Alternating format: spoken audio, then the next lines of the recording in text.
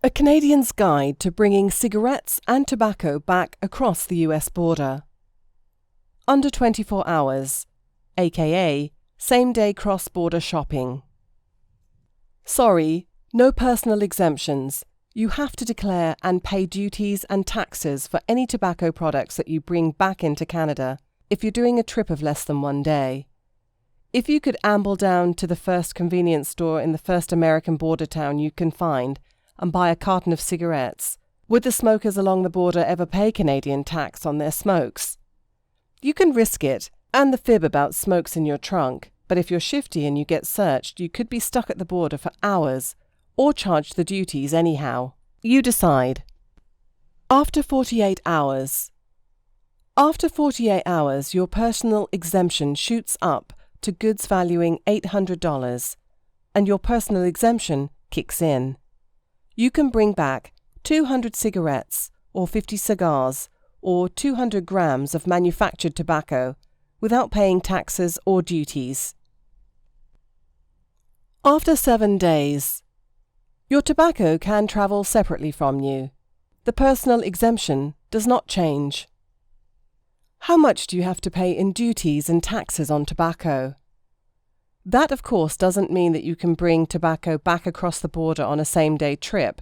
In fact, you can bring back or mail large quantities of tobacco for personal use across the border at any time, as long as you declare it and pay the duties and taxes.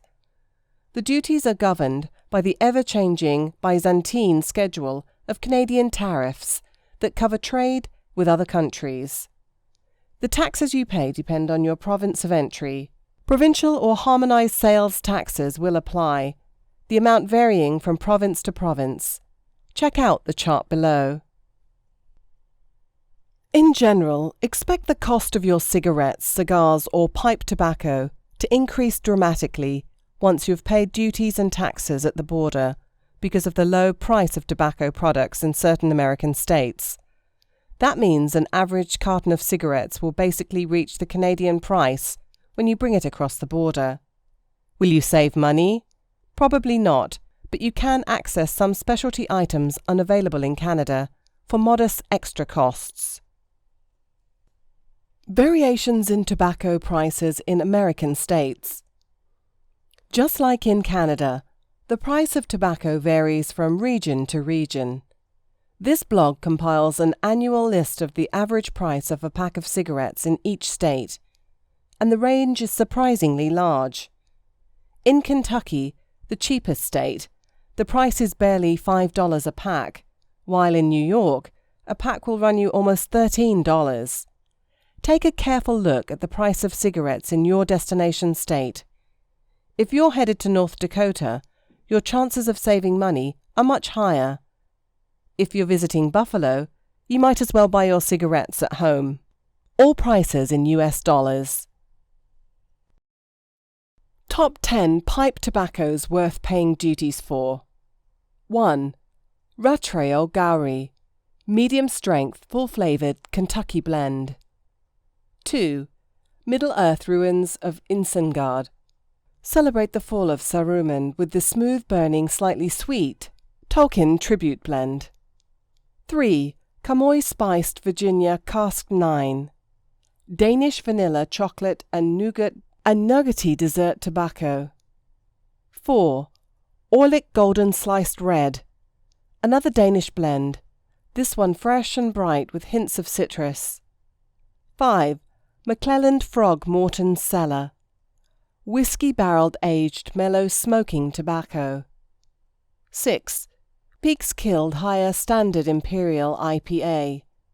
More hops, this time from upstate New York. 7. Ogben St. Bruno Ready Rubbed. Cool British slow burning tobacco. 8. McBaron Honey and Chocolate. Extra smooth and sweet, just like Denmark, from whence it comes. 9. Butter a Pelican, a spicy blend of Cyprian and Virginian tobaccos. 10. Garwith Hoggett & Company, Black Bogey Aromatic, dark and pungent blend from the UK. Smoking hot tips. If it's really important to you to grab a few packets of hoppity pipe tobacco when you're in Madison, splurge and declare them. Message boards and anecdotal evidence suggest that most border guards won't bother waving you over to the wicket, and even if they do, their duty will likely be nominal. Just make sure your tobacco is visible and that you're ready to hand over your receipts the moment the guard asks to see them. With staffing shortages at busy border checkpoints causing guards to wave through many cross-border shoppers, now is as good a time as ever to grab a small collection of hard-to-find cigars, declare them, and head on home without paying an extra dime.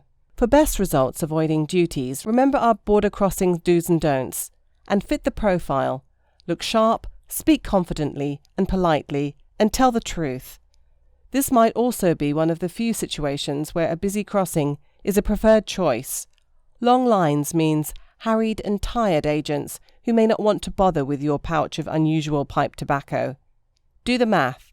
Is an extra 15 minutes in line worth saving potential duty charge?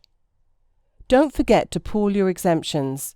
This won't work with the kids on your family vacation, but taking advantage of the personal tobacco exemption of everyone in your car is a great way to maximize your duty-free limits. Make sure you distribute receipts evenly around the car.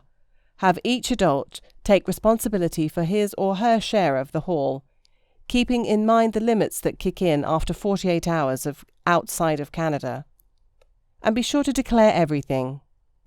You can roll the dice and forget about a few cartons of cigarettes in your luggage, but if you're unlucky and you get searched, you could be delayed, harassed, flagged, and/or charged the duties anyhow.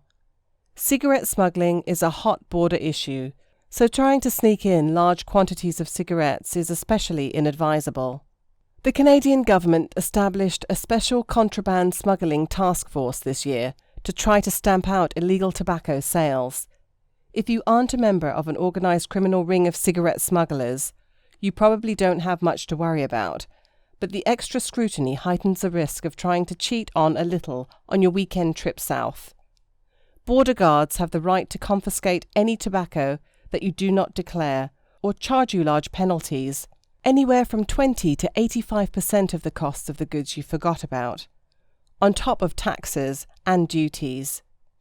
Misrepresenting yourself at the border will almost certainly result in having your passport flagged and make thorough searches likely at future crossings. Since it's legal to order tobacco through the mail, and since you can get cheap cigarettes on native reserves in Canada, there are fewer incentives to cross the border to shop for tobacco than for alcohol. If you're on a trip, however, and you want to bring back a few cartons for the nicotine addict in your life, stick to the rules and don't bother exceeding the personal exemptions.